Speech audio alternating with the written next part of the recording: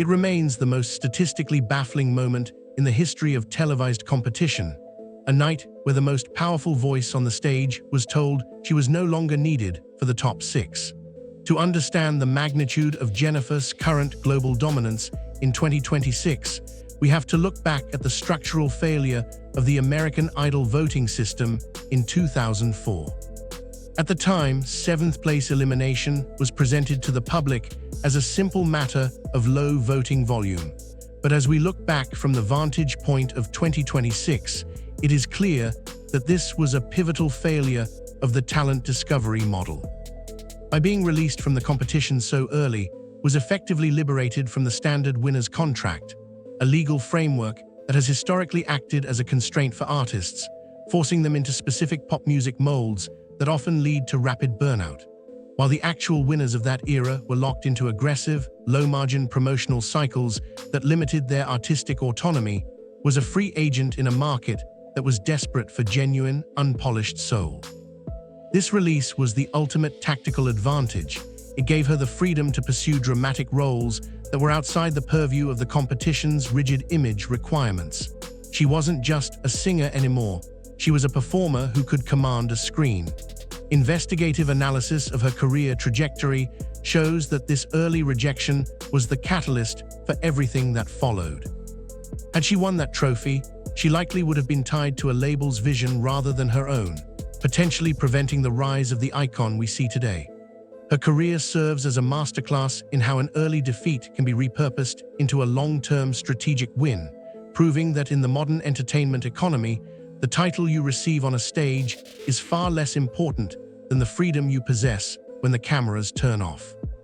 While the rest of the Idol class was fighting for radio airtime, was busy executing a tactical pivot into Hollywood that would eventually lead to the rarest achievement in show business.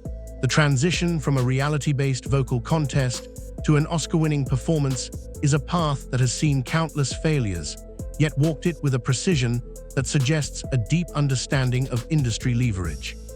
When she secured the role of White-In, she wasn't just auditioning for a character, she was auditioning for an entirely new reputation.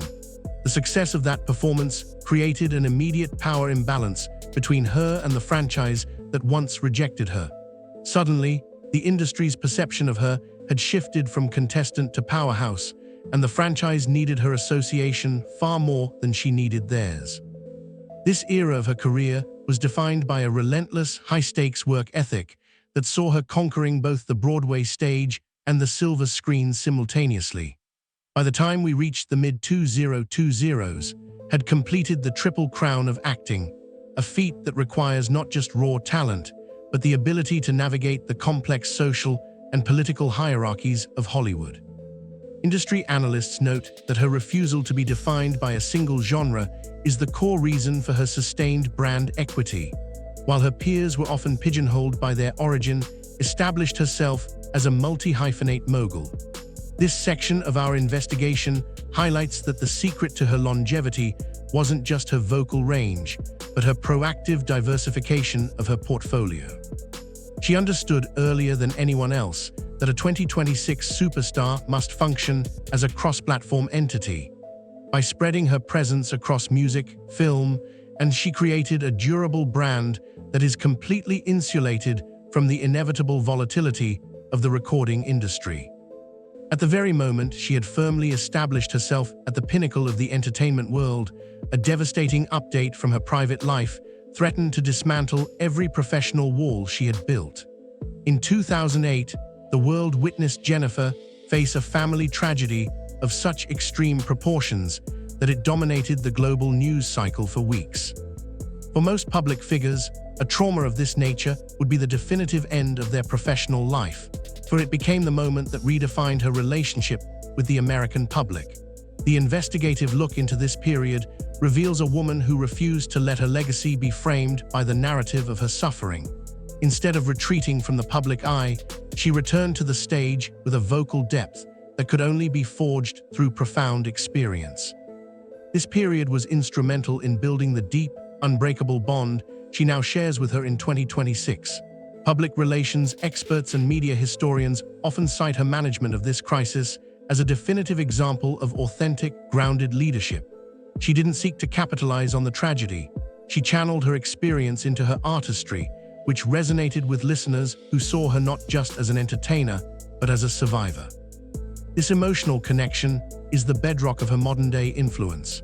Her ability to remain an empathetic figure despite her immense success is a rare quality that protects her from the standard industry fatigue that typically claims the careers of long-standing icons. It is this unique quality that allows her to connect with guests and audiences on her current media platforms with a level of sincerity that others find nearly impossible to replicate. In a world where fame is a cheap and temporary commodity, Jennifer pursued the one accolade that separates the legends from the rest, the elusive and prestigious EGOT. Joining the ranks of those who have won an Emmy, a Grammy, an Oscar, and a Tony is an achievement that exists in a different stratosphere than a standard reality show win. There are fewer people in this exclusive club than there are individuals who have actually traveled to space. This accomplishment was the final hammer blow to any critics who still attempted to link her identity to her initial competition days. This part of our investigation explores the EGOT mandate, the standard of excellence she has inadvertently established for every artist who hopes to achieve long-term relevance.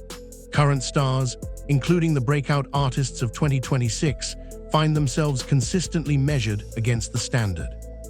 Her Tony win for producing was a particularly brilliant move, signaling to the industry that she had successfully transitioned from a participant to an. As of 2026, her influence in the awards season is significant. Her endorsement is frequently cited as a major factor for new talent looking to gain institutional respect. She has moved beyond being a performer in the industry to being one of its primary gatekeepers, exercising her power in ways that were previously unavailable to reality show alumni. This is why she is bigger than any traditional winner. She has spent 2 decades building the infrastructure of her own career, that she is the one setting the rules of the game rather than simply following them. She has proven that being recognized by a television audience is a far cry from being canonized by the highest institutions in the entertainment world. As the traditional gatekeepers of television began to decline, made her final, bold move, establishing a daytime platform that has effectively her position as the new cornerstone of American media. The launch and rapid ascent of The Jennifer Show is the culmination of her career strategy.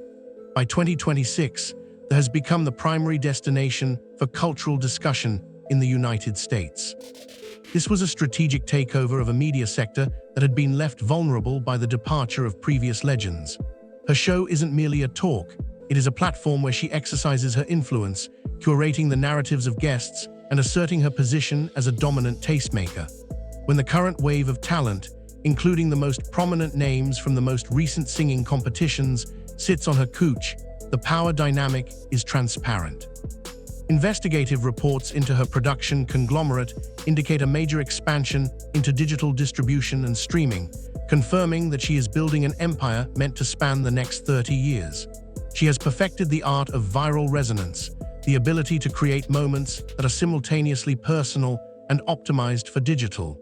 This is the reason her influence remains at its peak in 2026. She isn't simply an artist with a broadcast. She is a media mogul who controls the narrative. While her peers are still locked in the struggle for music chart placement, she is the one who decides who receives the visibility to succeed in the first place.